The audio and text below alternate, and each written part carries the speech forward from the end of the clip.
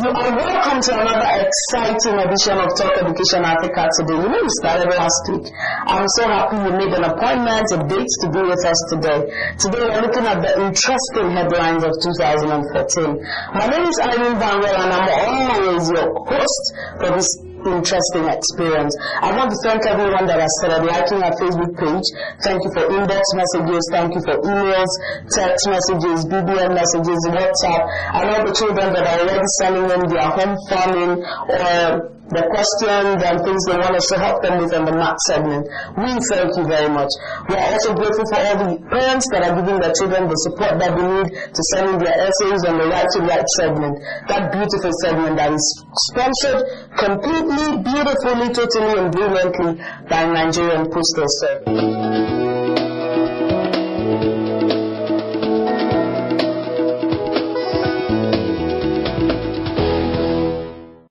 Welcome back to Talk Education Africa today. We're looking at the headlines of 2014. Some of them we'll be discussing more elaborately over the next couple of weeks, and some of them we'll just talk about it today. The first headline I'd like to talk about is something that happened in December. That was amazing. Our Oregon state government decided to reward teachers. For them, teachers reward and not in heaven. They could have a bit of it here. I think sometimes we actually underestimate the role of the teachers in our society, because that's the one profession that educates the rest of the professions. And I like this slogan. I usually see it in some school buses. It says, if you can read this, thank a teacher. So I'm asking you to say a big thank you to a teacher, your children's teacher, to the teachers working under you, to teachers in your church, teachers in the mosque. Say a big thank you to them, because they're responsible for what our society is evolving into. An amazing other experience happened in November 2014. Don't worry, it's not a monthly thing we're doing. The launch of the Education Innovation Map. That was our thing. We took it to Dubai because we wanted school owners to come see what innovative thinking can do to Nigeria.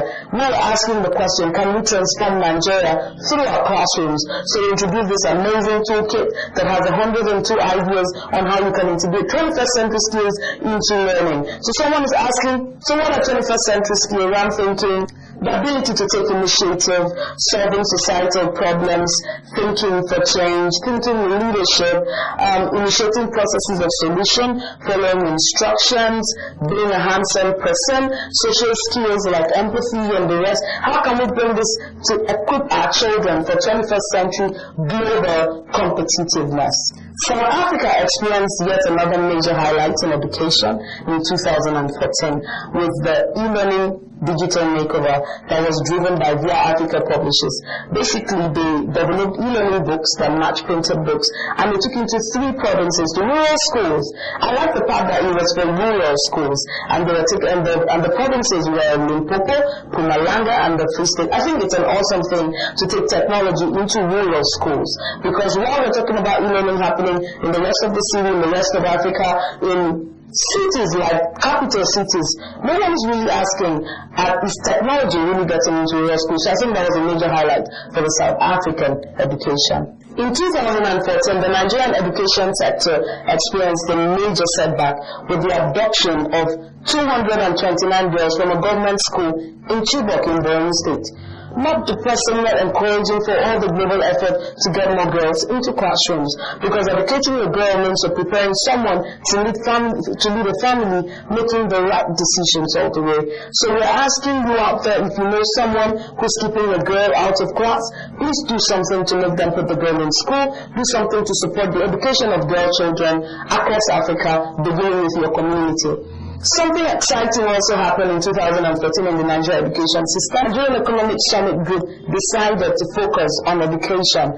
You know, sometimes I like to say that there are other sectors of the economy, and then there is one sector of the economy that makes a whole lot of sense, that connects all the dots, and that's education. It was awesome to see the entire country bringing the best minds to come brainstorm about education issues with the view of helping our education become globally competitive. Right now, we're not educating children who can just work in Nigeria. We're educating young people who can work in any part of the world. So we need to raise up the standard and give the best the best possible, raise the bar on performance, make adjustments, innovate, and pursue the right partnerships to help our children become globally competitive. In 2014 as well, we had an amazing introduction of a new curriculum in the Nigerian education system. Perspective says it's an amazing curriculum. It has a lot of awesome content, but many people are not experiencing it, and for most part of it, I think if it has such stuff in it, we should do a lot of training and retraining and continual training to help our teachers know how they can deploy this tool that everyone I have met who has gone through the training says is an awesome tool. Again, if you're an educator out there and you haven't attended any training on how the new curriculum works, you may want to go into maybe the DQA to find out when the next training on that curriculum comes and be a part of it, just in case you have such a good tool in your hands but you can't work around it. And then also, the NERDC, that's the National Education Research and Development Council, which is responsible for developing Nigeria's curriculum, also developed the e-curriculum. Now that means that students can access it now online, you pay a token annually and you have access to it. So if you're a parent or educator and you want to have access to the e-version of the curriculum, you may want to visit www.nerdc.gov.ng. So we have an e-curriculum and we also have it in the e-curriculum format. So that, I think that was a brilliant highlight for 2014. So I'm going to be ending with this highlight, amazing highlight for 2014. Africa faced a major attack. It was the outbreak of Ebola. Every single one of us was terrified by the experience. But in Nigeria, we had something else on our hands. Schools wanted to resume in the face of Ebola. Every party seemed to be selfish. Everyone was about, let the kids resume, let the school fees be paid. But I think right now, one of the things that makes this the best story for 2014 is that despite what the outcome was, that schools eventually resumed just by a few weeks after their proposed resumption, we didn't have any case of outbreak on these children. We're just thankful that didn't happen. So this week we were sharing with you the major highlights, the major news for 2014. Next week we're going to be discussing some of this more elaborately as we bring in people who worked on the field in various highlights where we shared. Thank you so much for tuning in today. We're taking a short break. We will be back shortly.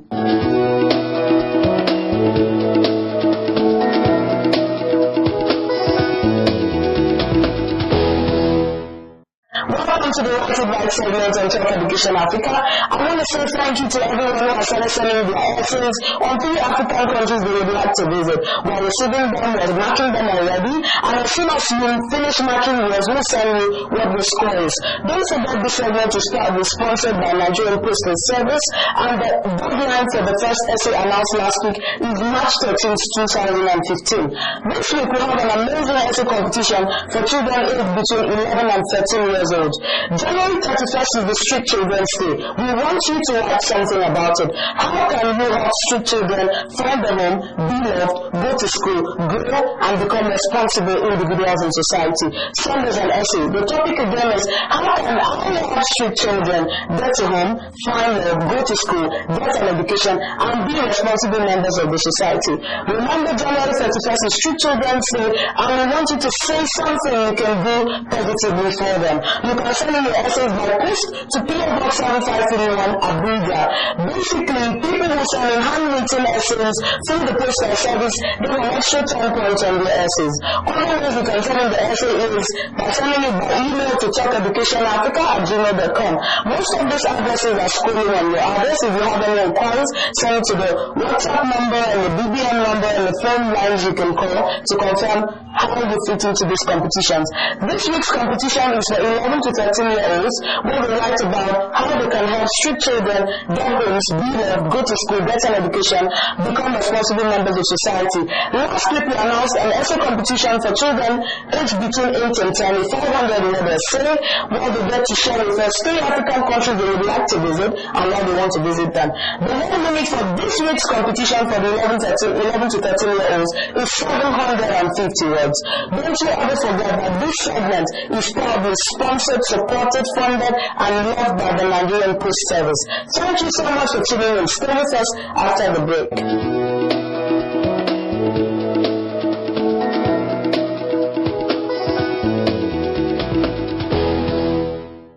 philately does not restrict you to any region or any other part of the world. You are free to collect stamps from anywhere so long as you can have access to it. Now, this is how you can have access. If you have a friend in any country, you can write him, please go to the post office and buy me their stamp and send to me. That's one way you can get stamp. Or you register with the post office in Nigeria. If you are in Nigeria, you come to us. We try to put up clubs in schools. And when we have these clubs in schools, any stamp we have, either Nigerian or non-Nigerian stamp, we come with it to them. If you want it, you can buy. And when stamps are released, normally they are very cheap at face value. For example, this stamp costs 50 naira. Sorry, 250 naira. And if a stamp is 250 naira today and you buy it, sooner or later it will be out of circulation. It becomes your own property.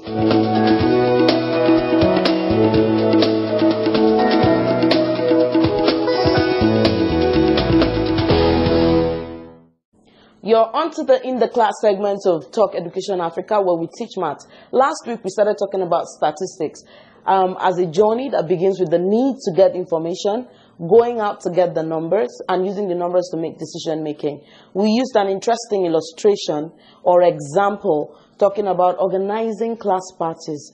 So I want to ask you, do you know that everyone, almost everyone, uses statistical information? For example, when your mother says, how much are they selling Gary now? How much are they selling in the other market? In Mudu, how many of them are selling at that rate? Is that the new thing? Why is it like that? What is the cost? That is the cost of gathering information that will enable her make a decision to say, okay, I'm going to buy Gary with this person and this quantity so that it can last us for this long. For example, where they say the Gary prices are going to go up by speculation, she gathers how many people have that perspective and says, okay, let's buy enough Gary so that even if the prices go up, we already have gotten it. That will be affected by the costing.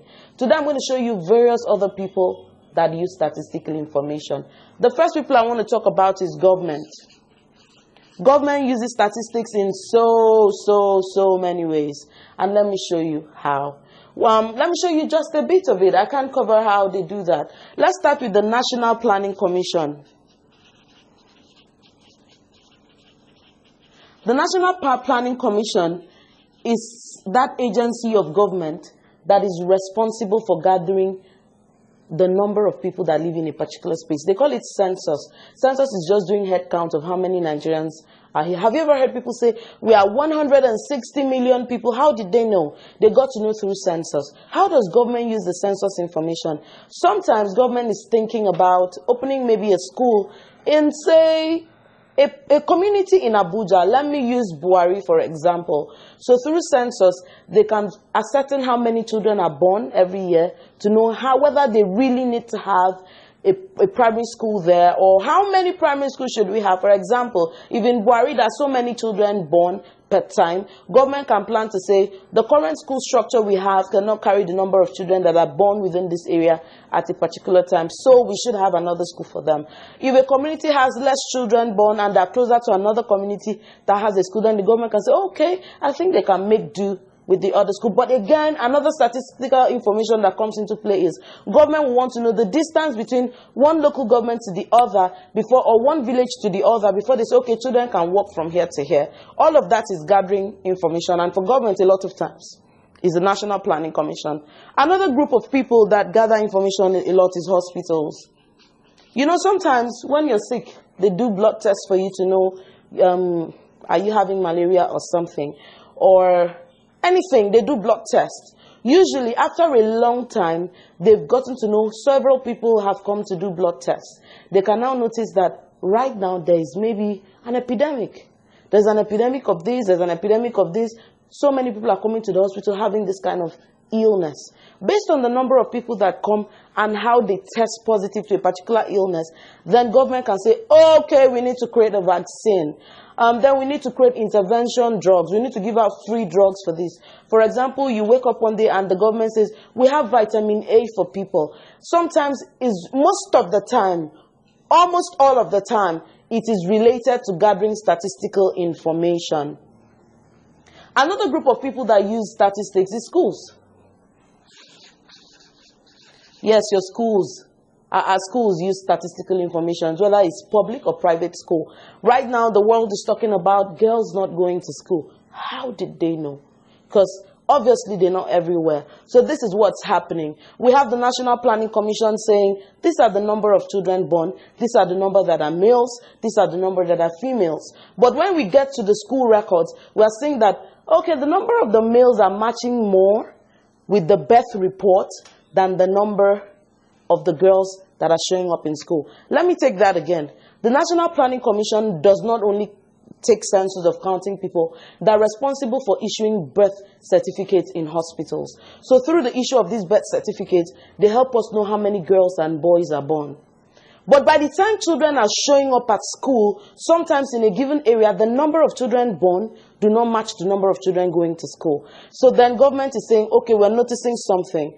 The number of boys that are born are slightly matching with the number of boys in class or in school compared to the number of girls that were born in a particular area. So this information helps us to know, oh, some parents are keeping their children back at home, especially their female children back at home, and they're not bringing them to school. Yes, that's basically how this information is gotten. And I know when you listen to the news or newspapers, you hear a lot of things about number. Everyone is using statistics, and this is just some examples of people using statistics. Next week, we're going to be learning about how we can understand statistical information when we see it. Stay on this channel.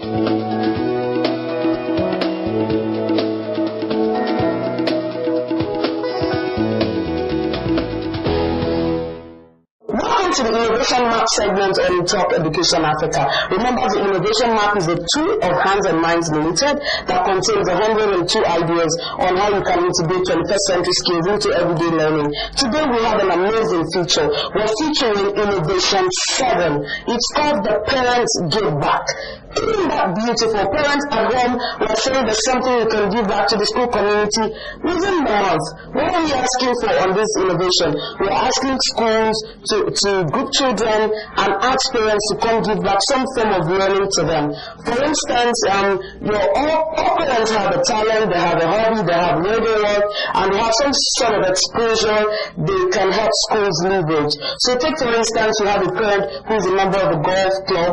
Ask him to take a group of your school children to go and experience the golf club. Have children sending essays on what they feel about the experience. Is there another parent that is very passionate about catering? Ask her to come spend a weekend, or really to come spend a weekend with another group of children in a catering activity and have children sending essays. Basically, we're asking that over the next 1 month, create a parent give back activity where groups of children have learnings they are benefiting from the experiences of other parents. There's a code behind this. Children should not be in the same groups where their parents are giving back. So if I'm giving back a certain activity, let's say I'm doing a creative writing class, I don't expect any of my children to be in the group I'm working with. So that children can learn from other parents apart from theirs, because theirs they learn from their parents. So that is it for the Innovation Map segment for this week. Remember to send in your essays on how your children found the Parents Give Back activity. You can do that for the next couple of weeks, and we'll be able to share your report on air. We're taking a short break, and we'll be back shortly.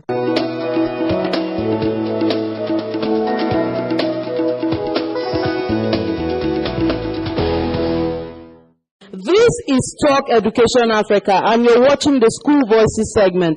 Today we take you to Bankis Private School, where children are part of a global effort of moving computer science to the next level. It's called the Hour of Code. It's an initiative of several organizations, including Facebook, and it's happening globally this season. So we have children right here in Nigeria and Africa trying to try out their hands on the next level of computer science in an activity called the Hour of Code. I'll be bringing to you 4 children who will come share with us what it's been like coding, what they like about it, and if they have a future in this dimension. Thank you so much for tuning in. We'll be right back after the break.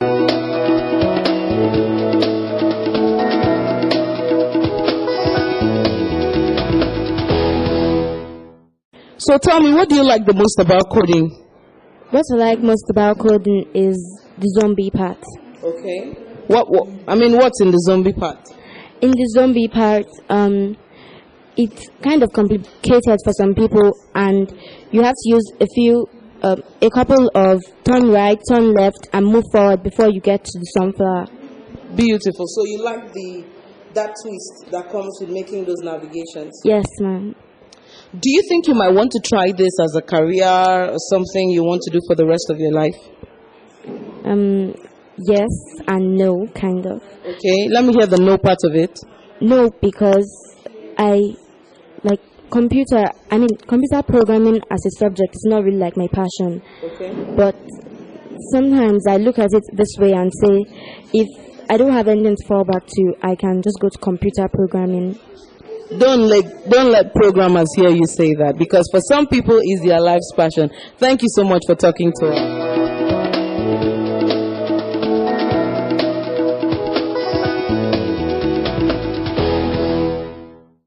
So tell me your name. My name is Miracle Obuka. How long have you been coding? Since my primary school, since primary 6, about 1 year. Do you enjoy coding? Yes, What part of it do you love? everything. Seriously? So tell me, could you share one or two with us? For example, when an angry bird gets the pig out of his farm, I like it when I win. Okay, who are you usually, the pig or the angry bird? The angry bird. You're the angry bird, okay? Because either the pig will be making trouble, pulling out the bird's feathers, or spoiling or putting traps inside his farm. So, in the end, the angry bird has to send the pig out of his farm. Yes, ma'am. So you like that part? Yes, ma'am. Would you like to do coding for the rest of your life? Would you love to do anything else? Okay, let me put it this way. Would you love to do coding when you don't have to do it? Like now you're in school, so you have to do it. So when you don't have to do it, will you still like to do coding? Yes, ma'am. No, ma'am. Because I should be using the time I have to do some other valuable things, like when I'm in a class, I'm not supposed to do the code. This is what I really mean, because coding is an awesome and valuable thing too. So I'm saying, maybe you're at home, you're done doing your homework, you have free time. Would you use your free time to do coding? Yes, I'll use my spare time to do the coding. Thank you so much for speaking with us. You're welcome, ma'am.